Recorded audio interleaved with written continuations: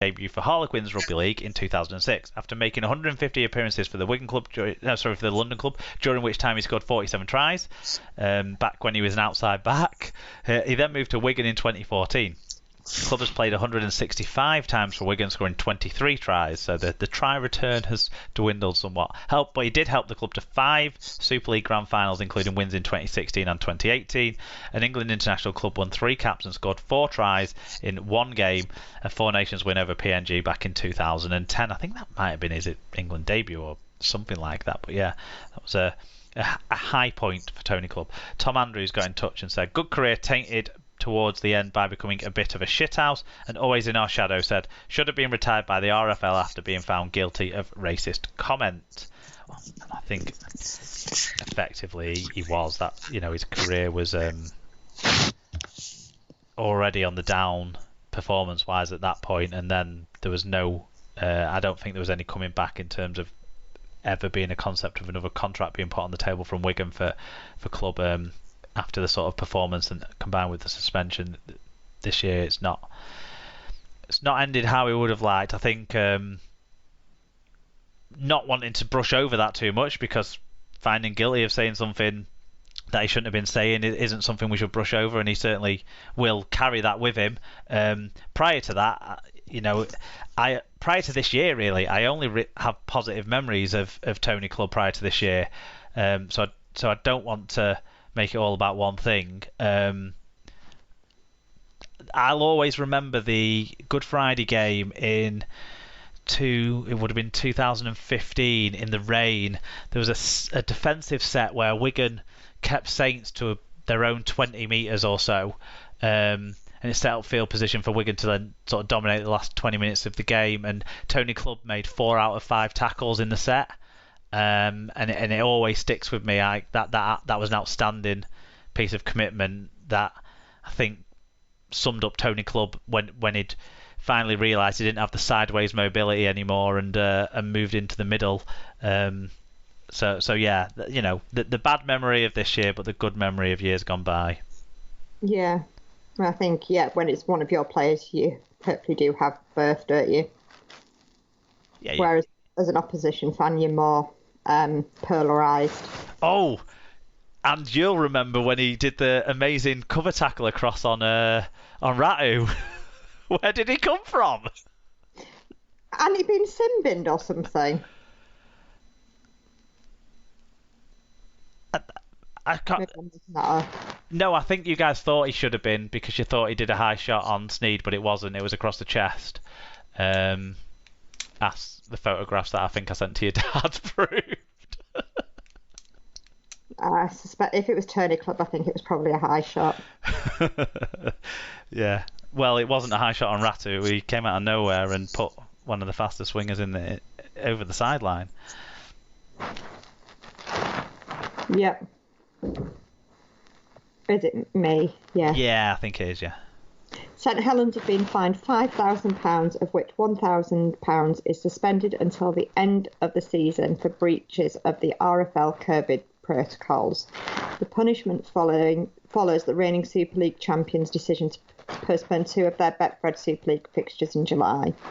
The RFL says the fine is at a low level to reflect their cooperation with its investigation and the unique circumstances following their victory in the Challenge Cup final at Wembley. The governing body also says they took into account the fact that both fixtures were home games, meaning that St Helens have already suffered a financial penalty through the loss of ticket and commercial revenue. And I suppose the opportunity to finish at the top of the table, which they, you know, that contributed towards them losing out on that as well. But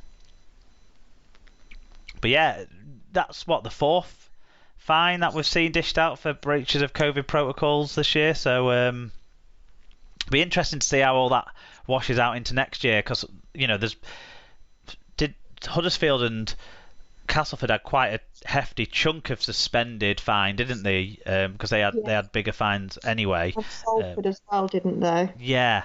So it'll be interesting to see what sort of protocols and stuff are in place next year to see if any of these suspended fines get brought up. I mean, I suppose this one's till the end of the season with St Helens, so it'll be interesting to see how they travel and celebrate after after the grand final. If it's a repeat of everyone on the same coach, it might be that the £1,000 gets stumped up by Saints. But yeah, but then, in a sense, okay, they could breach the COVID protocols, but it won't have any impact, will it? Because it won't cause any matches to be cancelled. No. Seems to be the issue. I think we did. We certainly said we hadn't heard the last of it when the other fines were talked about, and now we have, I think, heard the last of it probably. So yeah. A few other lines in. One will interest you actually, Sarah. I'm not sure if you've caught up with this news today, but I'll start with finishing off some St Helens bits and pieces, because they've also signed 19-year-old utility back Daniel Hill from Widnes on a 2-year deal. The Warrington-born Hill can play at either fullback, centre or wing. He made 6 appearances for the Vikings in 2021 before sustaining a season-ending injury. So that's a young player that they're hoping will contribute there. Lee Centurions have appointed former Wakefield and Hull KR boss Chris Chester as head of rugby to support Kurt Haggerty, who's the interim head coach. It kind of reads like Derek Beaumont has appointed Chester to sack Haggerty, but we'll see if that's how it works out. Chester's most recent role at Trinity ended in August when he parted company with his hometown club, having twice led them to top 5 finishes in his time there. The 42-year-old who took KR to a Challenge Cup final as well in 2015 joins Lee, the relegated Lee, for 2022. So it's interesting that he's not been given the head coaching role, but a role above that. So Lee seemed to sort of still be on the lookout for a head coach, even though Kurt Haggerty is hoping to stay in. I don't know if that means that, if this appointment means that Kurt Haggerty will get to stay in or not. It reads a bit weird, the quotes from Derek Beaumont, but quotes from Derek Beaumont always read a bit weird. And that's nothing new. And this one's the one for you, Sarah. Castleford captain Michael Shenton, who's hung up his boots at the end of this season, is to join the backroom staff of Hull. The 35-year-old former England centre spent all but 2 of his 18 years as a rugby league professional with his hometown club, but will move east to begin his off-field career. Shenton will become the Black and Whites' head of emerging talent in their Centre of Excellence programme, and will also coach with the club's reserves and academy teams next season. What do you make of that? It's one of those that there was no rumours about. It just suddenly was announced. I don't really know, to be honest. I mean, on the positive, you never hear negative stuff about him. Everyone talks about how he's an ultimate professional and everything else. So I guess, yeah, we'll wait and see. You can't help but think he'd be a good influence around young players and fringe players and that sort of stuff, like you say, about his professionalism, about the respect everyone has for him, and he's walked the talk as well, hasn't he? He's been an outstanding player in Super League consistently for a long time. He's played internationally as well, but the part of it that's a bit weird for me is giving someone who is just out of playing, who, as far as I'm aware, whilst he would have been involved in tactical decisions and discussions and that sort of stuff, hasn't had any hands-on experience. Giving him a head of emerging talent position, I just think it's a strange step up for him to immediately go and do that at a club that he's not got familiarity with. Yeah, so it's not like he's had his eye over those players because, he's been around when they've been training or anything. But it's certainly worth giving a shot because, like we've both said, professional and respected. Yeah. Do you want to move into some championship bits? Yes. Former Ireland captain Scott Griggs has announced his retirement from Rugby League. The 37-year-old made more than 400 career appearances for Doncaster, Halifax, Limoux, Lee, Widnes, Wakefield, Huddersfield and Halifax. Griggs won 22 caps for Ireland and represented his heritage in 3 World Cups. Definitely a stalwart of the game. I mean, the thing that always comes to mind still, all these years on, was I think it was maybe series season 1 or 2 of SLP way back 2014, 2015, when Tim G sent in a match review that said every time he hears Scott Grix's name, he can only hear the character from Team America doing the North Korean dictator, going, "Oh no, Scott Grix," instead of "Oh no, Hans Blix," is it, the weapons inspector guy? Anyway, yeah. That's the first thing that comes to mind. The second thing that comes to mind is how he bombed that bouncing grubber that left St Helens getting into the playoffs over Wakefield into the top 4, over Wakefield back in 2016, was it? But that's unfair. Oh, I remember that. Yeah. Yeah. And then he posted a photo of him with his kids. I remember. But I think that is unfair, because he certainly did a lot of good in his career as well. There was times when he was at both Wakefield and Huddersfield where I think he was never the best fullback in Super League, but certainly a strong, consistent. Oh God, that's another one. Why didn't he kick the football fucking dead in the last game of the regular season against Leeds in 2015? Just thinking about it.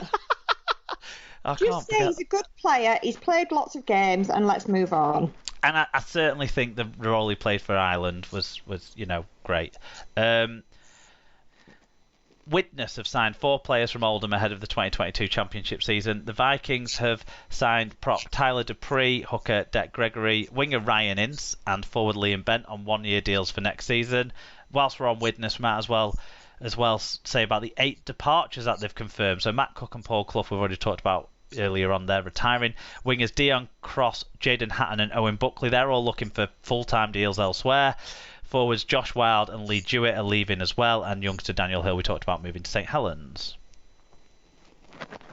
Yes, and Dewsbury have signed forward Owen Harrison from Hull KR for the 2022 Championship season.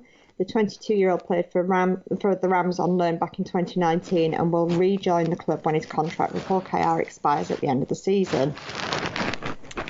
York have signed winger Joe Brown from Bradford for the 2022 Championship season. The 22-year-old, who can also play fullback or centre, has scored 10 tries in 18 appearances for the Bulls this year.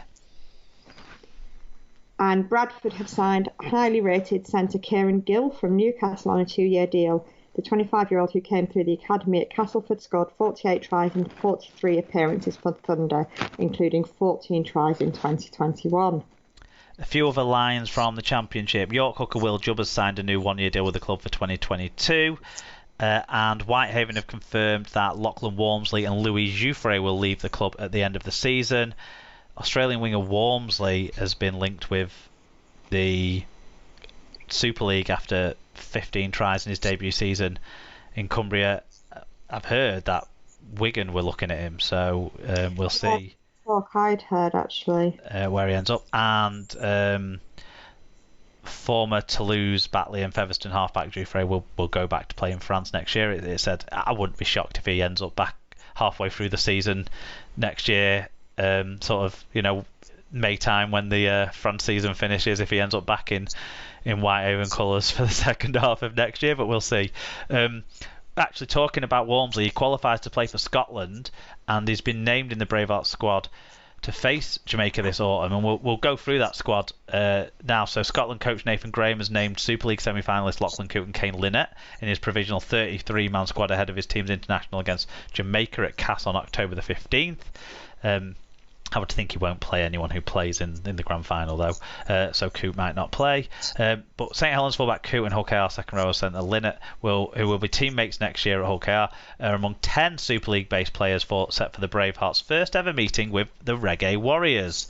So the Scotland squad, provisional squad in full is Terrell and Toll from Barrow, Buchanan from Batley, Scott from Coventry, Dixon and Oakes from Dewsbury, Clark, Hogg and Hall from the Edinburgh Eagles, Ferguson from Featherstone, Kavanagh and Halifax, Linnett from Hull KR, Moran from Keighley, Helliwell, Braley, Hood, Russell and Bell all from Lee, but Bell's at Saints now and Braley's at Salford and Hood's at Wakefield, Oakley from the London Broncos, Emsley from Millham, in the amateur game there. Addy and Luckley from Salford, Coote from Saints, Mitchell from the Strathmore Silverbacks, one of the better named sides north of the border, Brooks from Swinton, Walker, so he's back out of after his indiscretions at the last World Cup, Walker from Wakefield,